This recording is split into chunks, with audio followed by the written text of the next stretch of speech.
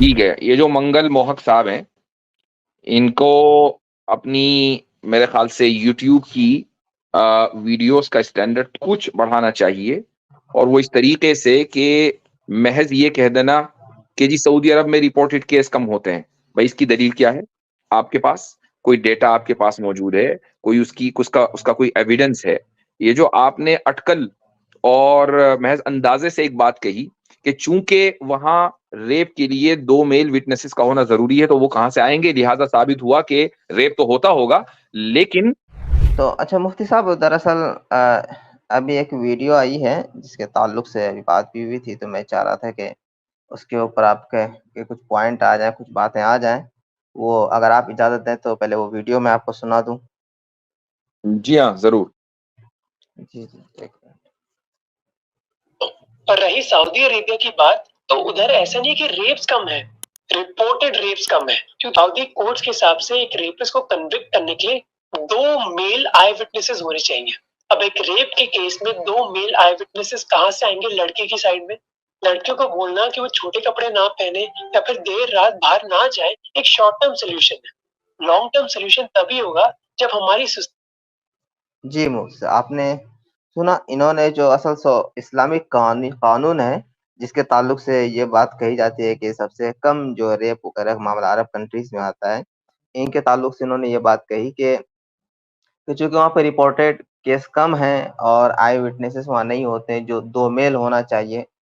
इसकी वजह से वहाँ पर ज़्यादा चीज़ें रिपोर्ट नहीं होती हैं। तो इसके ताल्लुक से आप क्या कहना चाहेंगे? चूँकि इससे गलतफ़हमी लोगों तक जा सकती है, अवाम तक, ये जो तो मैं चाह रहा ये था जो साहब बात कर चाह रहा ये जो था साहब बात कर रहे हैं, इनका नाम क्या है? इसका नाम मंगल मोहक है, इनका नाम, ठीक मंगल है? इसी मोहक के है, नाम से अच्छा, चैनल ठीक जी, है। मशहूर यूट्यूबर हैं ये भी बड़े। ठीक है, ये जो मंगल मोहक साहब हैं, इनको अपनी मेरे ख्याल से यूट्यूब की वीडियोस का स्टैंडर्ड कुछ बढ़ाना चाहिए, और वो इस तरीके से कि महज ये कह देना कि जी सऊदी अरब में रिपोर्टेड केस कम होते हैं। भाई इसकी दलील क्या है? आपके पास कोई डेटा आपके पास मौजूद है, कोई उसकी उसका उसका कोई एविडेंस है? ये जो आपने अटकल और महज अंदाजे से एक बात कही कि चूंकि वहां रेप के लिए 2 मेल विटनेसेस का होना ज़रूरी है, तो वो कहाँ से आएँगे? लिहाज़ा साबित हुआ कि रेप तो होता होगा, लेकिन रिपोर्ट उसका उस रेप के केसेस की रिपोर्ट कम होती होगी। तो अब इसमें कई कई सारी खराबियाँ हैं। पहली खराबी तो ये है कि आपने फेमिनिज़्म के चक्कर में आकर ओवरऑल मेल सोसाइटी को रेपिस्ट करार दे दिया। यानी आपने ये कहा कि मर्द रेपिस्ट ही होते हैं अंटिल प्रूवन अदरवाइज़। ये जो ज़हनियत है फेमिनिस्टों की, इसमें फेमिनिस्ट होने के लिए औरत होना ज़रूरी नहीं है। बाज़ मर्द भी औरत नुमा होते हैं, और ये मंगल मोहन उसी दरअसल जरासीम में बीमार लगते हैं फेमिनिज़्म के। तो एक पूरी सोसाइटी को इन्होंने रेपिस्ट करार दे दिया कि रेप हर हाल में होते होंगे, ये अंडरस्टूड है, पहली बात। दूसरी बात ये है कि अगर वो ये समझ रहे हैं कि उन मुआशरों में और उन सोसाइटियों में कि जहाँ निज़ाम फेयर है, उनके एतबार से फेयर है, और वहाँ पर रिपोर्ट भी होते हैं केसेस। तो अब मसलन 2 सोसाइटीज़ लेता हूँ सामने। पहली सोसाइटी है इंडिया की और दूसरी सोसाइटी है अमेरिका की। इंडिया की सोसाइटी इसलिए चूँकि मंगल मोहन साहब इंडिया से ही ताल्लुक रखते हैं। तो आप अगर थोड़ी-सी भी सर्च करेंगे तो आप पाएँगे कि इंडिया में जो नेशनल क्राइम ब्यूरो है, उसी के डेटा के मुताबिक 74% जो रेप केसेस हैं, वो फेक और फॉल्स पाए गए हैं, 74%। अब देखिए इंडिया में तो चूंकि 2 मेल विटनेसेस की शर्त नहीं है, औरत जाकर कह दे कि जी मेरा रेप हुआ है, इन्वेस्टिगेशन शुरू हो जाता है। लेकिन फिर होता क्या है? फिर होता ये है कि बाद में पता चलता है कि ये रिपोर्ट फॉल्स केस फाइल किया गया था। तो अगर किसी मुल्क में 74% केसेस, वो भी एक जुर्म के, सिर्फ रेप के, फॉल्स पाए जाएं, तो उससे आप अंदाजा लगाएं कि जो अदालती निज़ाम है, या जो इन्वेस्टिगेशन का निज़ाम है, या ओवरऑल जो जुडिशरी है, लॉ है, उसके अंदर कमी है, और इसी वजह से मर्दों को निशाना बनाने के लिए औरतें इस बाज़ मर्तबा इस हथकंडे को इस्तेमाल करती हैं। ये तो है इंडिया की मिसाल। अब आ जाएं आप अमेरिका की मिसाल में। अमेरिका में जी। कई सारे अलग-अलग तरह के डेटा पाए जाते हैं। मैं 2-4 आपको बता देता हूँ। इसमें ये है कि ओवरऑल अगर आप सारे डेटा को सामने रखें, तो अमेरिका में 2 to 8%, 2 से लेकर 8% तक जो रेप केसेस हैं उनकी रिपोर्टिंग फॉल्स होती है, यानी फॉल्स केसेस पाए गए हैं, फेक केसेस पाए गए हैं। ये अमेरिका में है कि जहां जिसके बारे में कहा जाता है कि भाई बड़ा सुपीरियर निजाम है और बड़ा ही फेयर और मुनसिफाना निजाम है। तो मिसाल के तौर पर ये जो 2008 का एक डेटा मैं बता रहा हूं, लॉस एंजलिस पुलिस डिपार्टमेंट में जो कॉल्स आई हैं और जो केसेस फाइल हुए हैं सेक्सुअल असॉल्ट के, तो उसमें जब इन्वेस्टिगेशन हुआ तो ये पता चला कि 4.5% इस तरह के जितने भी सेक्सुअल असॉल्ट के केसेस थे वो सारे के सारे झूठे थे।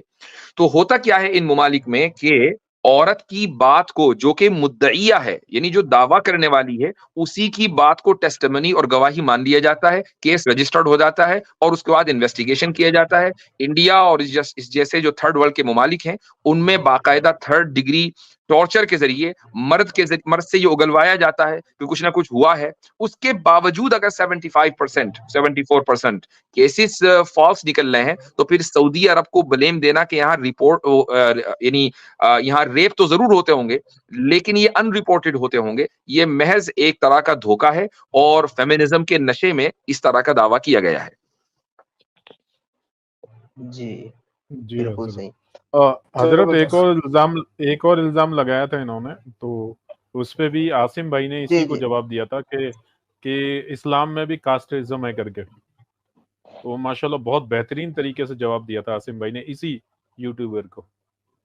जी हाँ, और मुझे उस याद है। बंदे को ये यूट्यूबर जो है मेरे ख्याल से एक खास माइंडसेट रखता है और इसका जी काम जी सिर्फ ये है कि थोड़ी सी देर के लिए अपने आप को न्यूट्रल बनाता है, लेकिन इसके दिमाग में जहर भरा हुआ है और ये जी उस जहर के नतीजे में मुसलमानों को निशाना बनाता है। एक ये फिरका परस्त यूट्यूबर है, वरना यानी जो आदमी भी इस्लाम का बेसिक सा मुताला करेगा, बुनियादी सा मुताला करेगा, वो ये जानता है कि इस्लाम में जात पात बिरादरी का कोई तसव्वुर ही नहीं है और इंडिया पाकिस्तान के मुसलमानों में जो तसव्वुर है वो इन्हीं लोगों का दिया हुआ है। अगर हिंदू रूए जमीन पर ना होते, इमेजिन करें अगर रूए जमीन में मुशरिकीन ना होते तो कभी भी दुनिया को, इंसानियत को जात पात का निजाम न मिलता। ये निजाम मिला ही उन लोगों की वजह से है।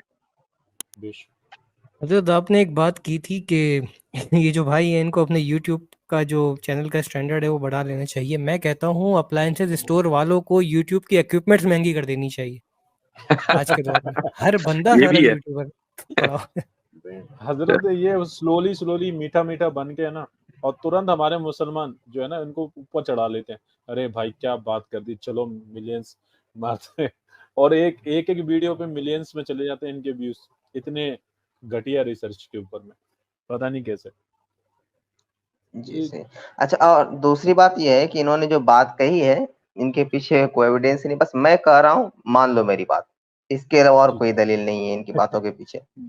अच्छा, और वो ये मुफ्ती साहब इन्होंने एक और दावा किया था तो मैं चाह रहा था उसको भी आप जरा सुन लें, तो मैं आपको सुना रहा हूँ।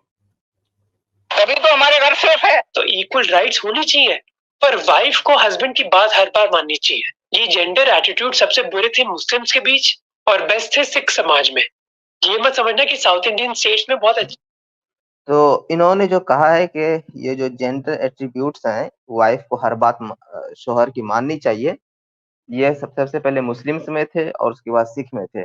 तो इस ताल्लुक से आप क्या कहेंगे कि वाकईतन वाइफ को बीवी की बात माननी चाहिए, अगर नहीं माननी चाहिए तो क्यों नहीं, या इस ताल्लुक से इस्लाम क्या कहता है, अगर आपके मुझे पॉइंट हैरत अगर है आ जाए। कि एक ऐसा आदमी जो उस तहजीब से आता हो कि जिस तहजीब में मर्द के मरने के बाद औरत को जलाया जाता था, उसको जलना पड़ता था जी कि कहीं मुआशरा जो है वो उस औरत को जिंदा ना नोच ले, तो वो अपनी इज्जत की खातिर उसी चिता के ऊपर सती हो जाया करती थी। ऐसी तहजीब से ताल्लुक रखने वाला शख्स मुसलमानों को ये कह रहा है कि मुसलमानों में से ये चीज आई है। पॉइंट ये अहम तरीन पॉइंट है। दूसरी बात यह है कि जो लोग ये कहते हैं कि मर्द और औरत के दरमियान इक्वल राइट्स होने चाहिए और फिर उसके बाद वो ये कहते हैं कि नहीं जी फिर औरत को मर्द की हर बात माननी चाहिए, वो दरअसल दोगले हैं। हमारा जो नजरिया है वो ये है, और ये एंटी फेमिनिस्ट नजरिया है, इसलिए कि हम फेमिनिज्म को एक रेसिज्म का अपग्रेडेड वर्जन मानते हैं। ये भी एक तरह का रेसिज्म है और जो लोग फेमिनिज्म की तारीख से वाकिफ हैं वो बहुत अच्छी तरीके से इस चीज को समझ जाएंगे। पॉइंट यहाँ पर ये है कि हम मर्द और औरत के दरमियान इक्वल राइट्स ही को नहीं मानते हैं। हम इक्वल राइट्स और इक्वल रिस्पॉन्सिबिलिटीज के कायल नहीं है मर्द और औरत के दरमियान। मर्द के जो राइट्स हैं वो अलग हैं और औरत के जो राइट्स हैं वो अलग हैं। हाँ, हम fair rights and fair responsibility के कायल हैं, ना कि equal rights and equal responsibility. उसकी वजह यह है कि साइकोलॉजिकली एंड फिजियोलॉजिकली ये बात प्रूवन है कि मर्द और औरत के दरमियान बहुत बड़ा फर्क है। बल्कि बात साइंटिस्ट तो ये कहते हैं कि अगर इन फर्कों को सामने रखा जाए तो ऐसा मालूम होता है कि कहीं ये दो अलग अलग स्पीशीज ना हो, सिवाय इसके कि दोनों का जो कॉन्शियस लेवल है वो ऑलमोस्ट मिलता जुलता है, वरना ये दो ऑलमोस्ट अलग अलग स्पीशीज हैं। तो अगर अलग अलग स्पीशीज तक की बात हम नहीं कर रहे हैं, साइंस कर रही है, साइंटिस्ट कर रहे हैं, तो फिर जाहिर है कि जब दो चीजें अलग अलग होती हैं तो दोनों के जो हुकूक हैं और जो दोनों की रिस्पॉन्सिबिलिटीज हैं वो भी अलग अलग होते हैं। दोनों को एक ही हक देना और एक ही तरह की रिस्पॉन्सिबिलिटी देना ये मुआशरे के अंदर अनार्की पैदा कर देगा। और यही वजह है कि जिन मुआशरों के अंदर फेमिनिज्म गालिब आ गया वहां पर फैमिली सिस्टम खत्म हो गया। फेमिनिज्म जो है वो फैमिली सिस्टम का सबसे बड़ा दुश्मन है और फैमिली सिस्टम किसी भी सोसाइटी की बैकबोन है। अगर आप मालूम इंसानी तारीख में देखें 10,000 साल तक पीछे चले जाएं तो वहां पर भी इंसान फैमिली बनाकर रहता था, आज भी फैमिली बनाकर रहना चाहता है, लेकिन फेमिनिज्म उस फैमिली के सिस्टम को खत्म करने के दर पे है। इसलिए मैं कहता हूं कि फेमिनिज्म भी एक तरह की रेसिज्म बल्कि एक इंटेलेक्चुअल टेररिज्म है। इसको उन्हीं अल्फाज से याद करना चाहिए। एक मिनट, स्वामी आपने जी जो शेयर किया है स्वामी जी को ले लो स्वामी ऊपर। स्वामी जी नीचे जो है बड़े परेशान हो रहे होंगे, वो हाथ वाथ से दिखा रहे हैं, तो ऊपर आके थोड़ा सा हाथ मिला ले हमसे। स्वामी जी अगर ऊपर आते हैं तो फिर महाभारत नहीं खोलते हम। स्वामी जी से ही खुलवा लेंगे महाभारत, क्या है। जी भाई। आतिफ भाई, आप इस हवाले की बात कर रहे थे।